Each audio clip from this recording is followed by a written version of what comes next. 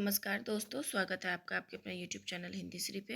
हम सभी आचार्य रामचंद्र शुक्ल द्वारा रचित हिंदी साहित्य के इतिहास का वाचन कर रहे हैं। पीछे की कक्षा को आप प्ले लिस्ट पर जाकर देख सकते हैं। और याद रखिए दोस्तों, ये आधार पुस्तक है हिंदी साहित्य का। इसे तो हर एक लाइन आपके जहन में होना ही चाहिए। तो चलिए शब्दशः इसे वाचन करते हैं। आधी पुस्तक लगभग समाप्त हो चुकी है और 36वें नंबर के कवि सम्मन जिसका वाचन करना था वो कुछ इस प्रकार है। सम्मन ये मालवा जिला हरदोई के रहने वाले ब्राह्मण थे और संवत 1834 में उत्पन्न हुए थे। इनके नीति के दोहे गिरधर की कुंडलियों में इनके नीति के दोहे यानी कि सम्मन के नीति के दोहे गिरधर की कुंडलियों के समान गांवों तक में प्रसिद्ध हैं। तो नीति के दोहे क्या हैं? इन्हें सम्मन के दोहे किसके समान है? गिरधर की कुंडलियों के समान। इनके कहने के ढंग में कुछ मार्मिकता है। दीनों के फेर आदि के संबंध में इनके मर्म स्पर्शी दोहे स्त्रियों के मुंह से बहुत सुने जाते हैं। इन्होंने संवत 1889 में पिंगल काव्यभूषण नामक एक रीति ग्रंथ भी बनाया। तो सम्मन का है पिंगल काव्यभूषण रीति ग्रंथ भी बनाया, पर ये अधिकतर उन अपने दोहे के लिए ही प्रसिद्ध हैं। इनका रचना काल संवत 1860 से 1880 तक माना जा सकता है। कुछ दोहे देखिए। निकट रहे आदर घटे, दूरी रहे दुख होय, सम्मन या संसार में प्रीति करे जनिक होय। सम्मन चहो दुख देह को, तो छाड़ो ये चारी, चोरी चुगली जामनी और पराई नारी।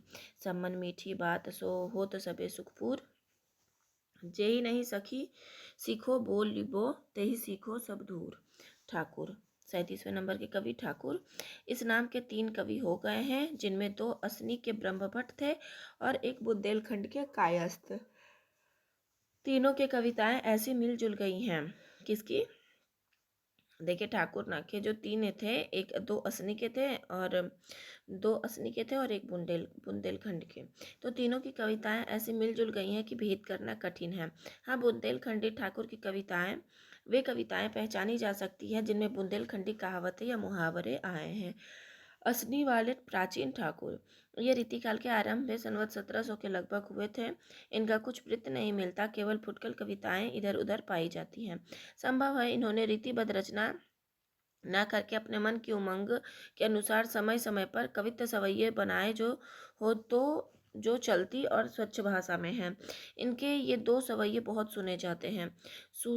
सजी सुहे दुकुलन बिच्छू छटा सी, अटान चढ़ी घटा जेवती है, सुचिति हवे सुनी धुनि मोरन की रसमाति संयोग संजोवती है। कवि ठाकुर वे पिया दूरी बसे हम आसुन सो, तन धोवती है दानी वे धानी पावस की रतिया पति की छतिया लगी सोवतही हैं।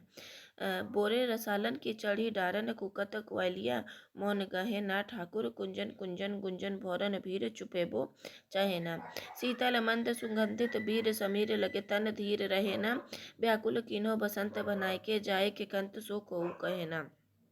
असनी वाले दूसरे ठाकुर ये ऋषिनाथ कवि के पुत्र और सेवक कवि के पितामह थे। सेवक के भतीजे श्री कृष्ण ने अपने पूर्वजों का जो वर्णन किया है उसके अनुसार ऋषिनाथ जी के पूर्वज देवकी नंदन मिश्र गोरखपुर जिले के एक कुलीन सरयू पारी ब्राह्मण और पयासी के मिश्र थे और अच्छी कविता करते थे। एक बार मंझौली के राजा के यहाँ विवाह के अवसर पर देवकी नंदन जी ने भाटों की तरह कुछ कवित्त पढ़े और पुरस्कार लिया। इस पर उनके भाई बंधुओं ने उन्हें जातिच्युत कर दिया और वे असनी के भाट नरहर कवि की कन्या के साथ अपना विवाह करके असनी में जा रहे और भाट हो गए। उन्हीं देवकी नंदन के वंश में ठाकुर के पिता ऋषिनाथ कवि हुए थे। ठाकुर के पिता कौन है? ऋषिनाथ है। ठाकुर ने संवत 1861 में सतसई बर्नार्थ नाम की बिहारी सतसई का टीका देवकी नंदन टीका बनाई। अतः इनका कविता काल संवत 1860 के इधर उधर माना जा सकता है।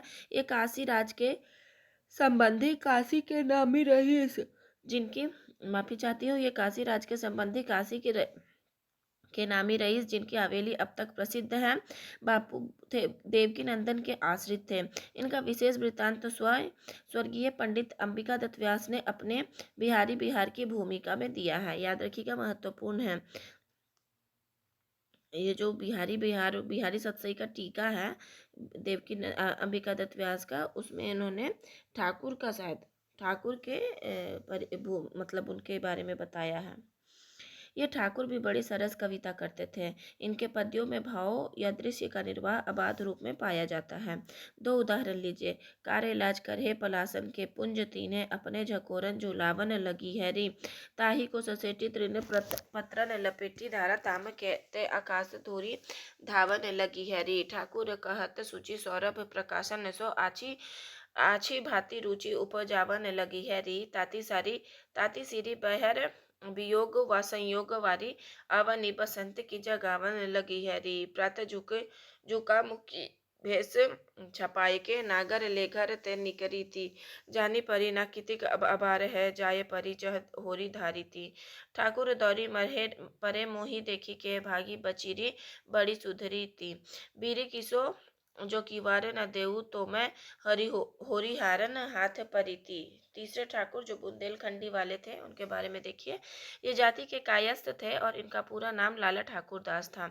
इनके पूर्वज काकोरी जिला लखनऊ के रहने वाले थे और इनके पितामह खड़ग राय जी बड़े भारी मनसबदार थे।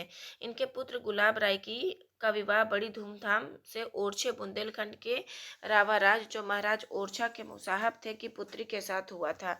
ये ही गुलाब राय का ठाकुर कवि के पिता थे। गुलाब राय जो थे वो ठाकुर कवि के पिता थे।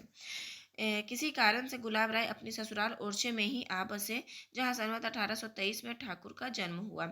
शिक्षा समाप्त होने पर ठाकुर अच्छे कवि निकले और जैतपुर में सम्मान पाकर रहने लगे।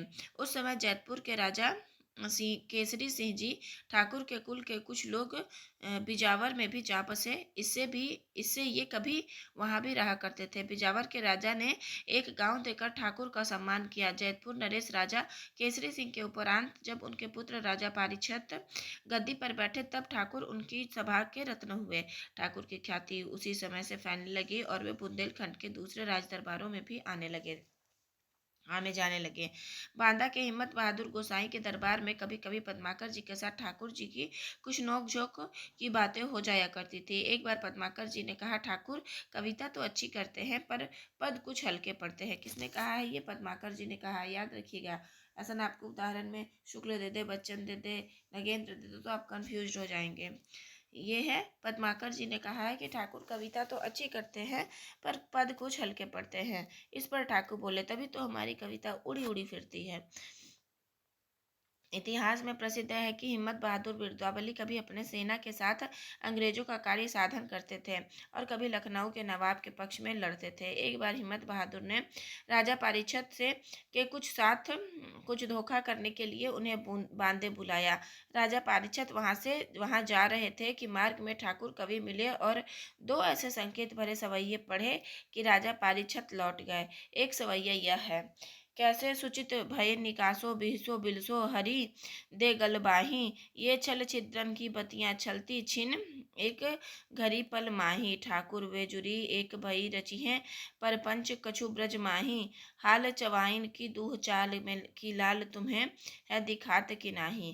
कहते हैं कि यह हाल सुनकर हिम्मत बहादुर ने ठाकुर को अपने दरबार में बुला भेजा है। बुलाने का कारण समझकर भी ठाकुर बेधड़क चले गए। जब हिम्मत बहादुर इन पर झल्लाने लगे तब इन्होंने यह कविता पढ़ा।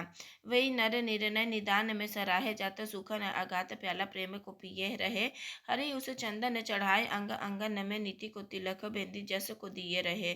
ठाकुर कहत मंजू मंजू मंजू कंजू के मृदुल मन मोहन स्वरूप धारे, हिम्मत हिये रहे भेंट भय समय असमय अचाहे अचाहे और लो निबाहे आके एकसी किए रहे। इस पर हिम्मत बहादुर ने जब कुछ और कटु वचन कहा तब सुना जाता है कि ठाकुर ने मयान से तलवार निकाली और बोले, सेवक सिपाही हम उन राजपूतन के। देखिए ये बहुत महत्वपूर्ण है, कविता में आई हुई पंक्ति है। सेवन हम सिपाही उन राजपूतन की, ये ठाकुर की पंक्ति है।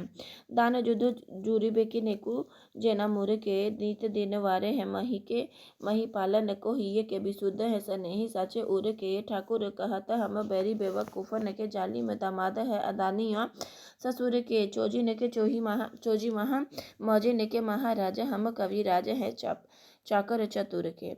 हिम्मत बहादुर यह सुनते ही चुप हो गए, फिर मुस्कुराते हुए बोले, कवि जी बस, मैं तो यही देखना चाहता था कि आप कोरे कवि हैं या पुरखों की हिम्मत भी है आप में।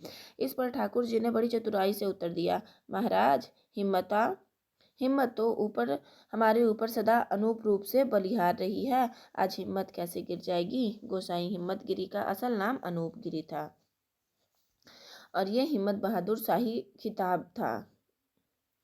ठाकुर कवि का परलोकवास संवत 1880 के लगभग हुआ, अतः इनका कविता काल संवत 1850 से 1880 तक माना जा सकता है।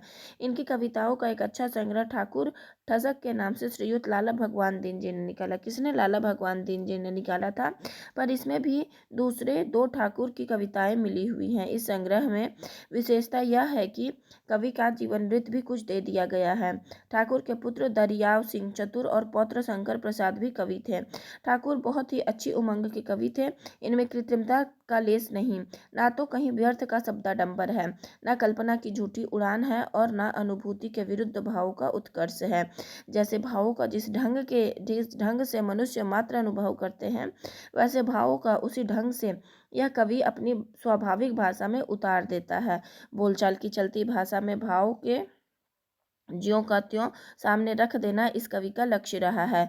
ब्रजभाषा का श्रृंगारी कविताएं प्रायः स्त्री पात्रों के ही मुख की वाणी होती है, अतः स्थान स्थान पर लोकोक्तियों का जो मनोहर विधान इस कवि ने किया है, उनसे उक्तियों में और भी स्वाभाविकता आ गई है। यह एक अनुभूत बात है कि स्त्रियां बात बात में कहावतें कहा करती हैं। उनके हृदय की भावों की भरपूर व्यंजना के लिए ये कहावतें मानो एक संचित वागम्य है। लोकोक्तियों का जैसा मधुर उपयोग ठाकुर ने किया है, किसका उपयोग किया ठाकुर ने? लोकोक्तियों का, वैसा और किसी कवि ने नहीं किया है। इन कहावतों में से कुछ तो सर्वत्र प्रचलित है और कुछ खास बुंदेलखंड की है। ठाकुर सच्चे उदार भावुक और हृदय के पारखी कवि थे। सच्चे थे, भावुक थे और हृदय के पारखी थे। इसी से इनकी कविताएं विशेषतः सवैये इतने लोकप्रिय हुए। ऐसा स्वच्छंद कवि किसी क्रम से बद्ध होकर कविता करना भला कहाँ पसंद करता है।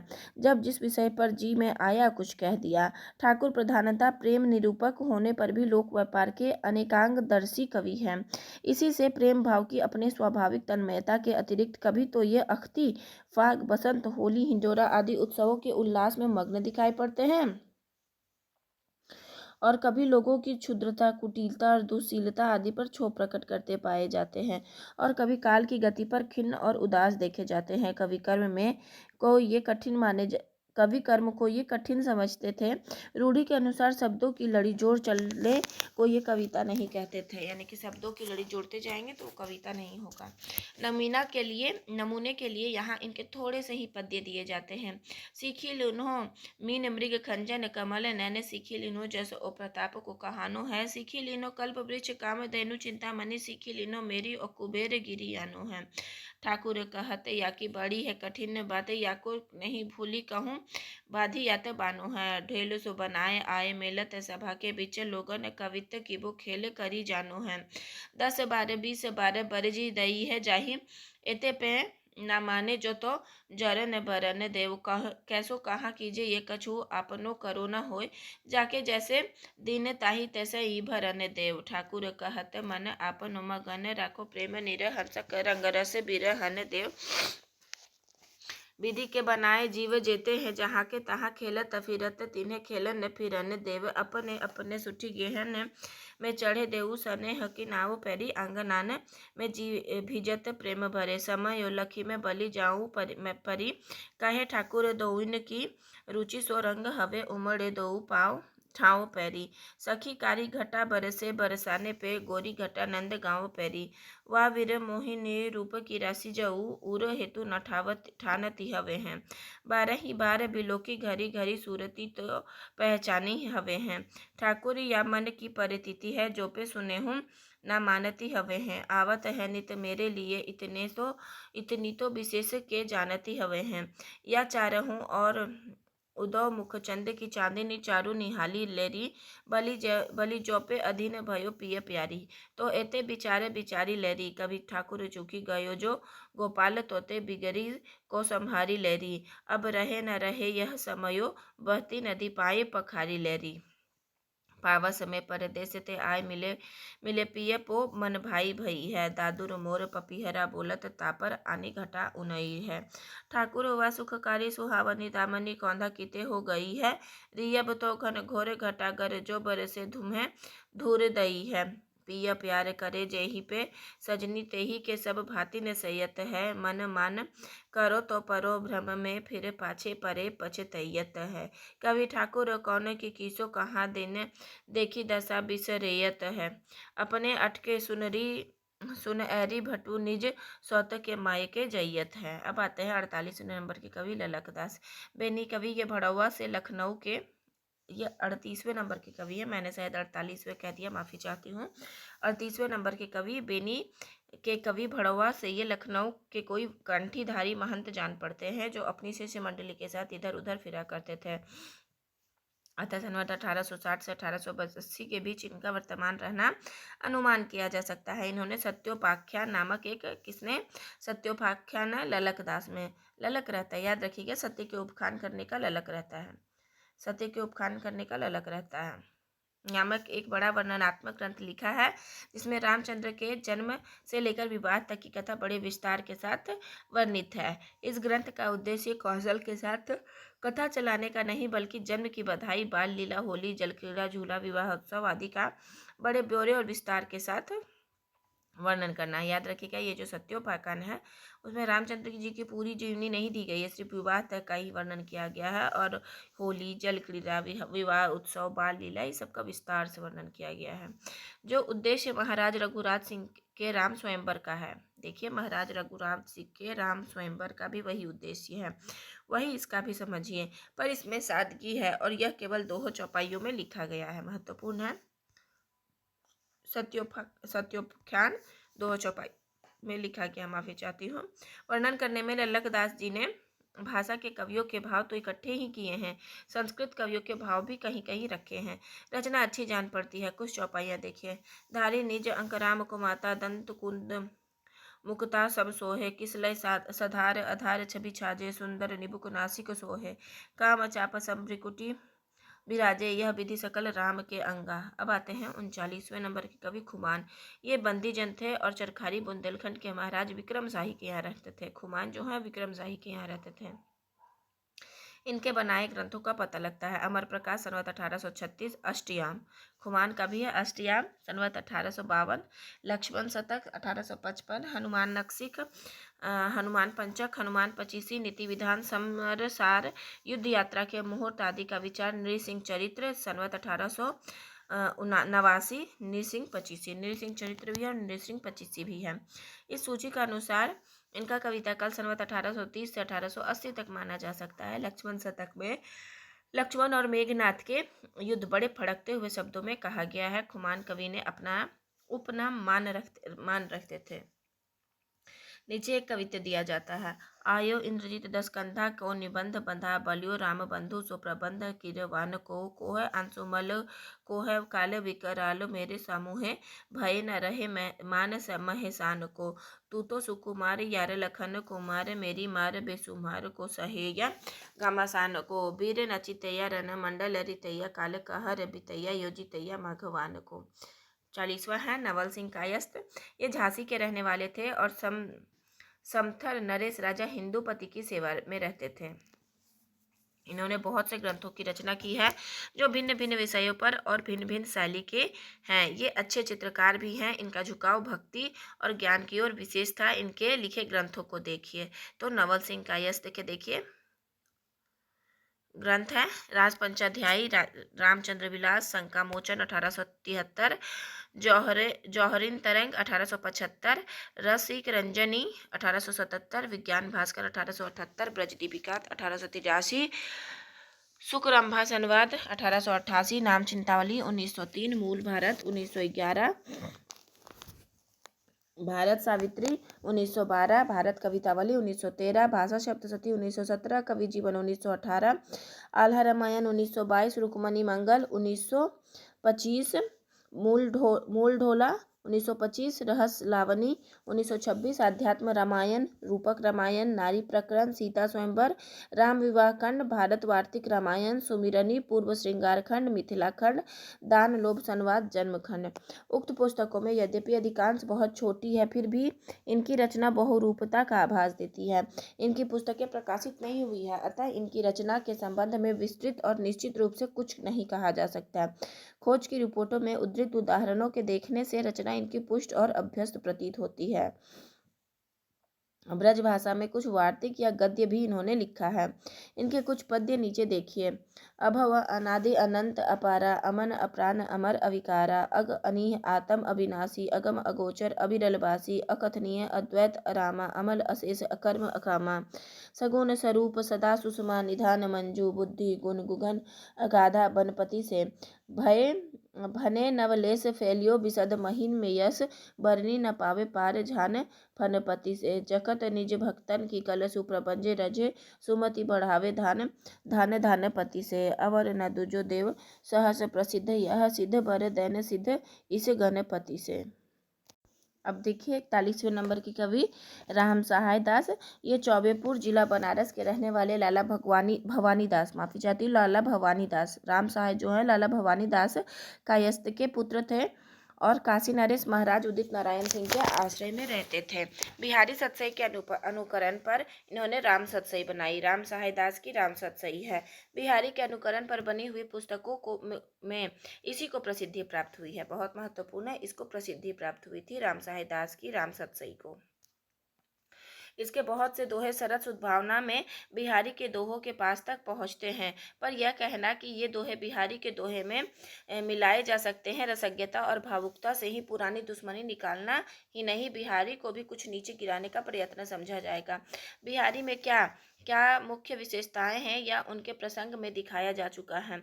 जहाँ तक शब्दों की कारीगरी और वाग्वैदग्ध्य से संबंध है, वहीं तक अनुकरण करने का प्रयत्न किया गया है, सफलता भी हुई है। पर हावों का वह सुंदर व्यंजना विधान, चेष्टाओं का वह मनोहर चित्रण, भाषा का वह सौष्ठव, संचारियों की वह सुंदर व्यंजना इस सतसई में कहाँ है। नकल ऊपरी बातों की हो सकती है, हृदय की नहीं, पर हृदय पहचानने के लिए हृदय चाहिए। चेहरे पर की दो आंखों से ही काम नहीं चल सकता। इस बड़े भारी भेद के होते हुए भी राम सतसई श्रृंगार रस का उत्तम ग्रंथ है। इस सतसई के अतिरिक्त इन्होंने 3 पुस्तकें और लिखी। वाणी भूषण, वृत्त तरंगिनी 1873 और ककहरा। वाणी भूषण फिर से सुन लीजिए, वाणी भूषण, वृत्त तरंगिनी और ककहरा। तो राम सहाय के हैं वाणी भूषण, वृत्त के तरंग में वो बैठता है राम सहाय, राम के सहारे से आप वृत्त के तरंग में बैठ सकते हैं और ककहरा कर सकते हैं। वाणी से अपना ककहरा कर सकते हैं, वृत्त के तरंग में बैठ के वाणी के भूषण से आप ककहरा कर सकते हैं राम के सहारे से। वाणी भूषण अलंकार का ग्रंथ है और वृत्त तरंगिनी पिंगल का। महत्वपूर्ण है, वाणी भूषण लगाया तो जाहिर सी बात है अलंकार की ग्रंथ है, और वृत्त तरंगिनी पिंगल की। ककहरा जायसी की अखरावट के ढंग की छोटी सी पुस्तक है और शायद पिछली रचना है और सबसे पिछली रचना है, क्योंकि इसमें धर्म और नीति के उपदेश है। राम सहाय का कविता काल संवत 1760 से 1880 तक माना जा सकता है। नीचे सतसई के कुछ दोहे उद्धृत किए जाते हैं। गड़े नुकीले लाल के नैन रहे दिन रैनी, तब नाजुक ठोड़ी न क्यों गाड़ पर मृदु बैनी, भटक न झटपट चटक के अटक, सुनट के रंग संग लटक, पितपट के निपट हट कति कटक अनंग, लागे नैना नैन में कियो कहा धो मोयन, नहीं लागो नैना रहे लागे नैना नैन, गुलफनी लागी ज्यो त्यों गयो करी करी साहस जोर, फिर न फिरियो मुरवान चपी चित अति खात मरोर, यो विभाति दसनावली ललना बदन मझार, पति को नातो मति मनी के मनु आई उड़मार। 42वें नंबर के कवि हैं चंद्रशेखर। ये वाजपेयी थे। इनका जन्म संवत 1855 में मुअज्जमाबाद जिला फतेहपुर में हुआ था। इनके पिता मनीराम जी थे, अच्छे कवि थे। ये कुछ दिनों तक दरभंगे की ओर, फिर 6 वर्ष तक जोधपुर नरेश महाराज मान सिंह के यहाँ रहे थे। अंत में ये पटियाला नरेश महाराज कर्म सिंह के यहाँ गए और जीवन भर पटियाला में ही रहे। इनका देहांत संवत 1932 में हुआ, अतः यह महाराज नरेंद्र सिंह के समय तक वर्तमान थे और उन्हीं के आदेश से इन्होंने अपना प्रसिद्ध वीर काव्य हमीर हठ बनाया था। इसके अतिरिक्त इनके रचे ग्रंथों के नाम ये हैं: विवेक विलास, रसिक विनोद, हरि भक्ति विलास, नखसिक, वृंदावन सतह शतक गृह पंचाशिका ताक ताज ताज माफी चाहती हूँ ताजक ज्योतिष माधवी वसंत। यद्यपि श्रृंगार की कविता करने में भी ये बहुत ही प्रवीण थे, पर इनकी कृति को चिरकाल तक स्थिर रखने के लिए हम्मीर हठ ही पर्याप्त है। उत्साह के उमंग की व्यंजना जैसी चलती स्वाभाविक और जोरदार भाषा में इन्होंने की है, उस प्रकार के करने में बहुत ही कम कवि समर्थ हुए हैं। पुनः सुनिए। उत्साह उमंग की व्यंजना जिससी चलती स्वाभाविक और जोरदार भाषा में इन्होंने की है, उस प्रकार से करने में बहुत ही कम कवि समर्थ हुए हैं।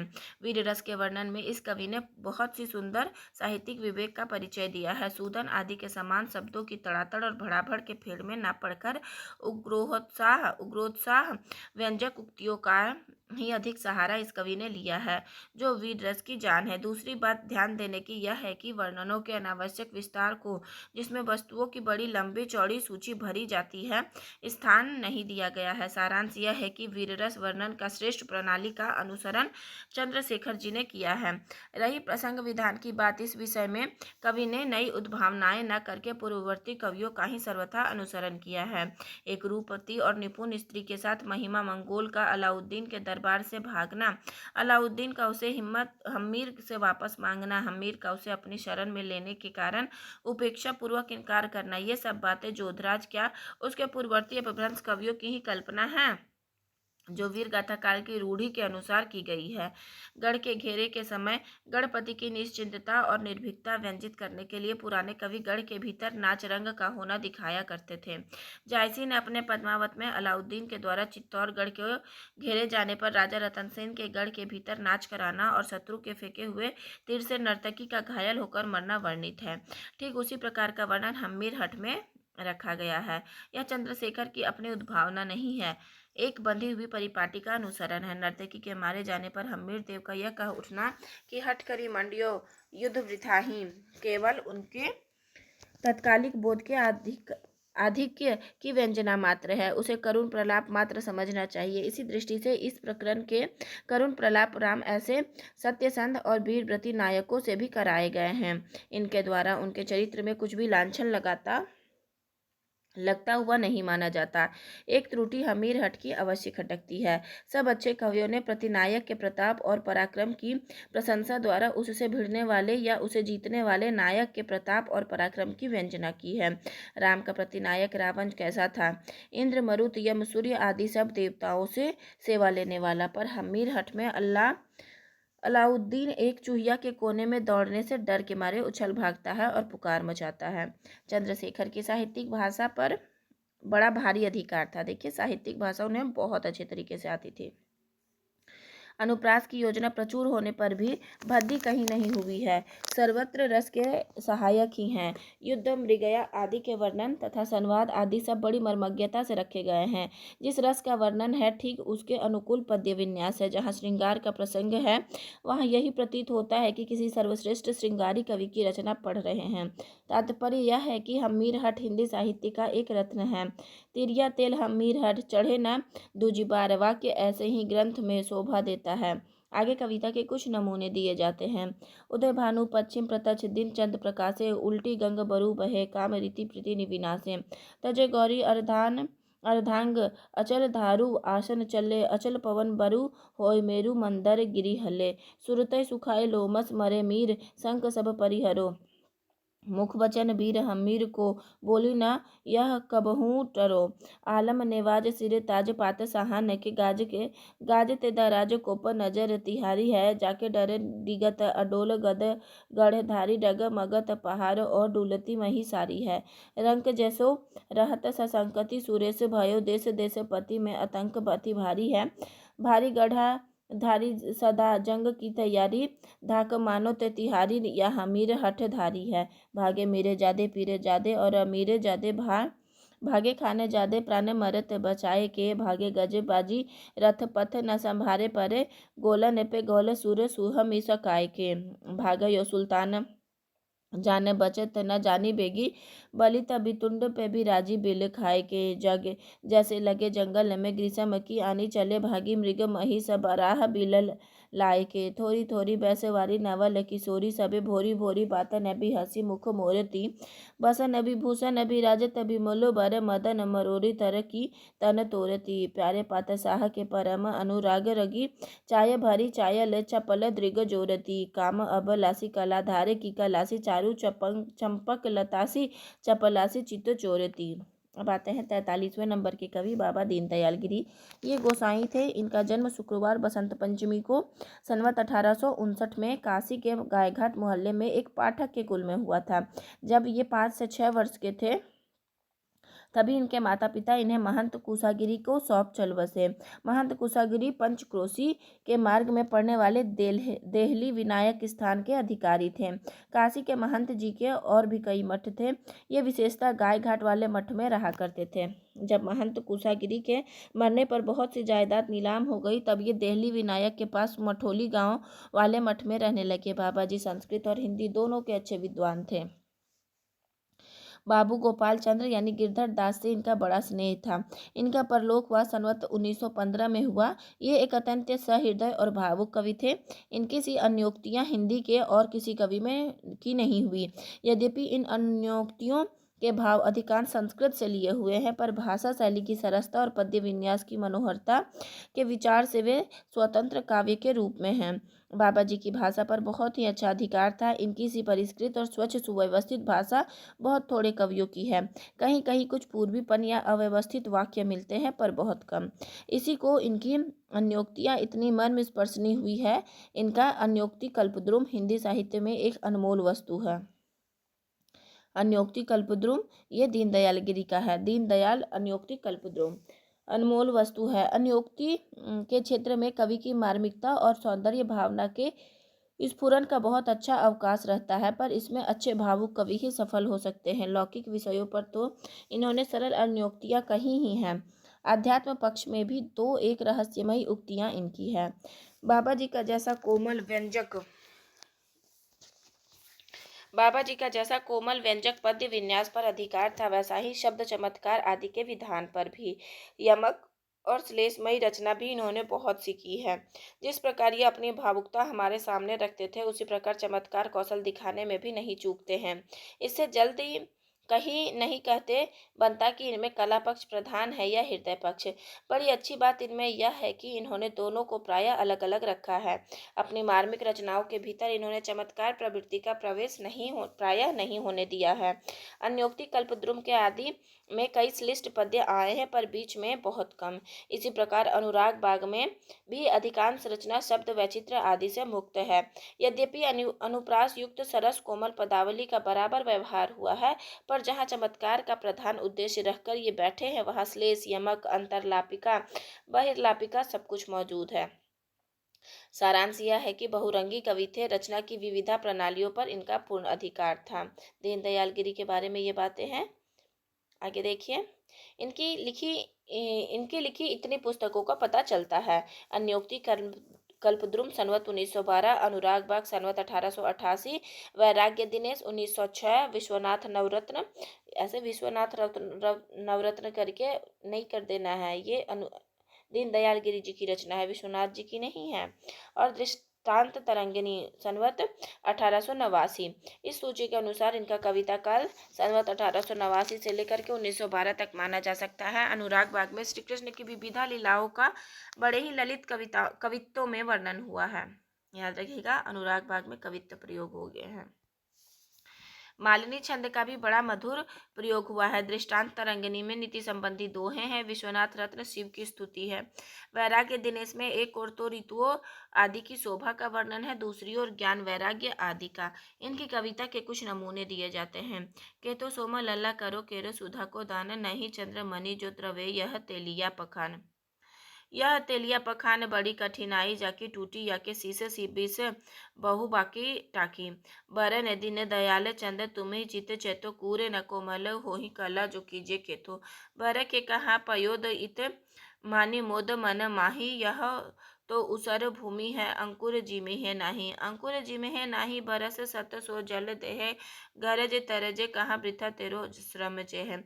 बरन ए दीन दयाल नठौर कुठौर ही परखे, नाहक गाहक बिना बलाहक हिया तू बरखे चल चकई ते ही शेर विषय जह नहीं रन बिछोह रहत एक 10 दिवस ही सुहृद हंस संदोह सुहृद हंस संतोह कोह अरु द्रोह न जाको भोगत सुख अम्बोह मोह दुख होय न ताको बर ने दिन दयाल भाग बिन आए जाय न सकई पिय मिलाप नित रहे ताहि सर तू न चल चकई कोमल मनोहर मधुर सुर ताल सने नूपुर निनादनी सो कौन दिन बोलही निके मन हिके वृंद वृंदन सुमोति न को गही के कृपा की अब चोचे न सो तोलही नेमधारी क्षेम सो प्रमुद होय दीन दयाल प्रेम को कनाद बीच कब धोकलोह कलोली है चरण तिहारे जंदु बंस राज हंस कब मेरे मन मानस के मंद मंद डोली है चरण कमल राजे मंजू न मंजीर बाजे गमन लखी लजावे हंस हुनाही पावे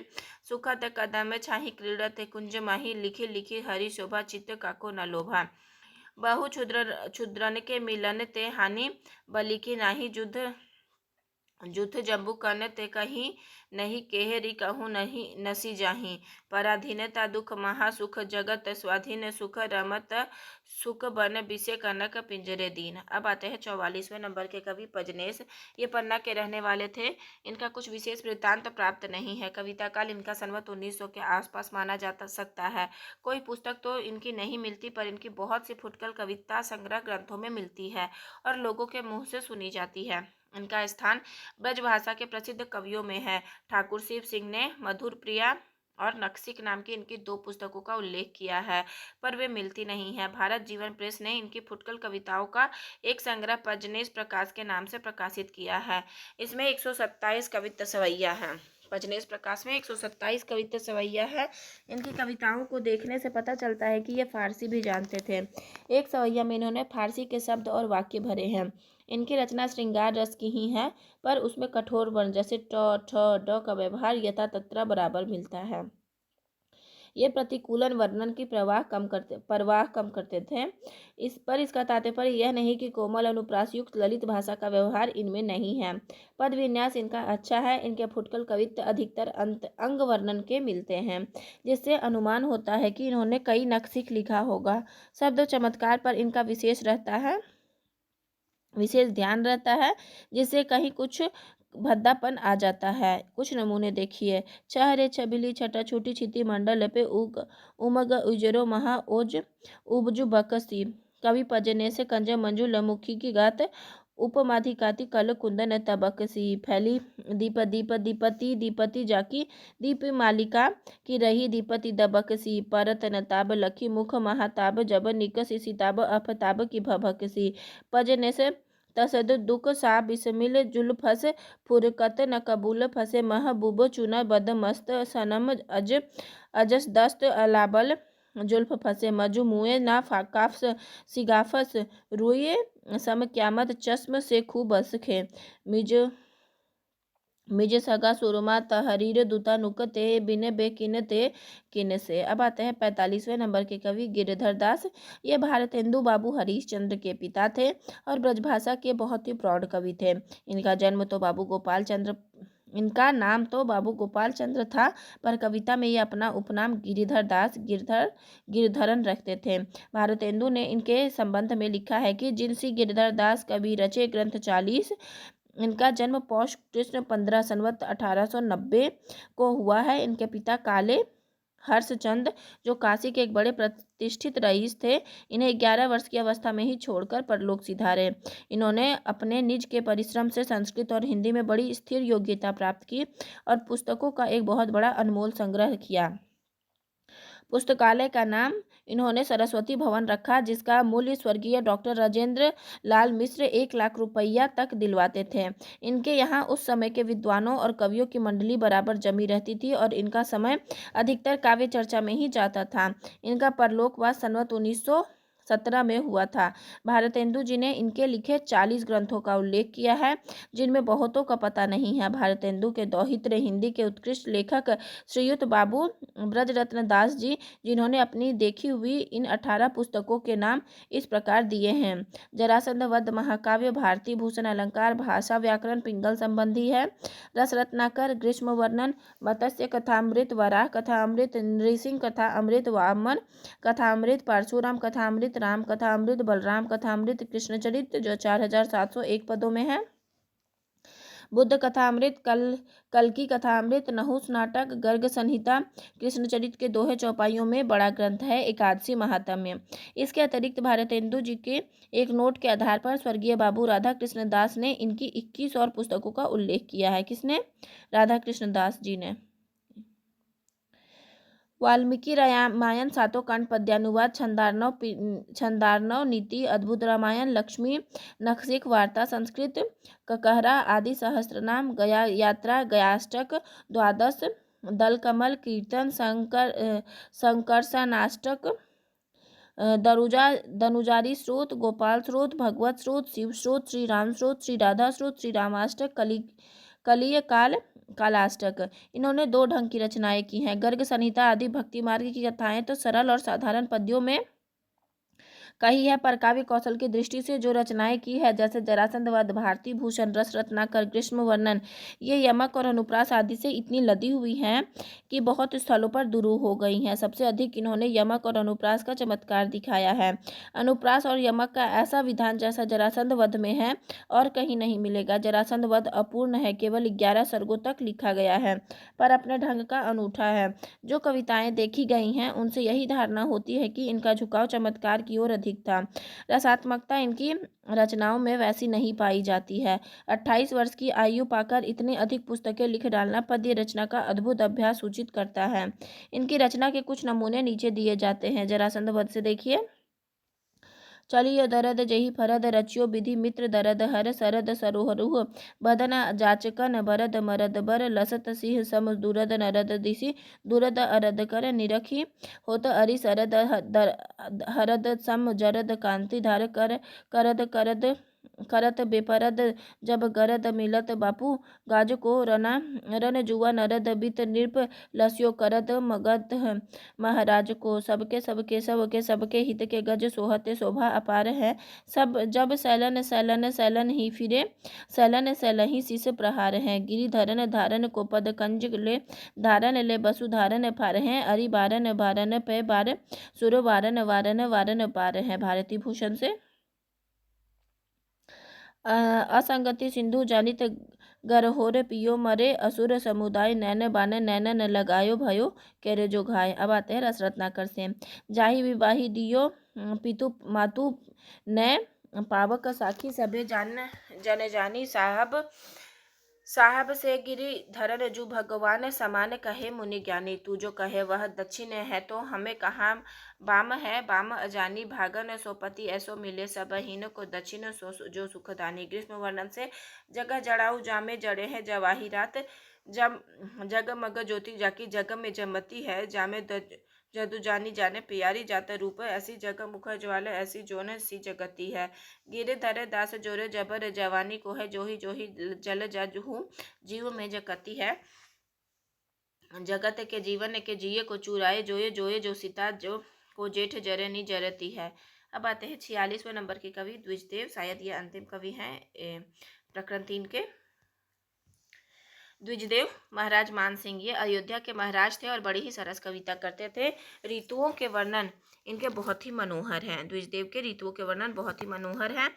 इनके भतीजे भुवनेश जी श्री त्रिलोकीनाथ जी, जिनसे अयोध्या नरेश ददुआ साहब के राज्य से लिए अदालत हुई थी, द्विजदेव जी को 2 पुस्तकें बताई है। द्विजदेव जी की 2 पुस्तकें बताई है। किसने बताई है? भुवनेश जी ने द्विजदेव जी की 2 पुस्तकें बताई हैं, श्रृंगार बत्तीसी और श्रृंगार लतिका। श्रृंगार लतिका का एक बहुत ही विशाल और सटीक संस्करण महारानी अयोध्या की ओर से हाल में प्रकाशित हुआ है।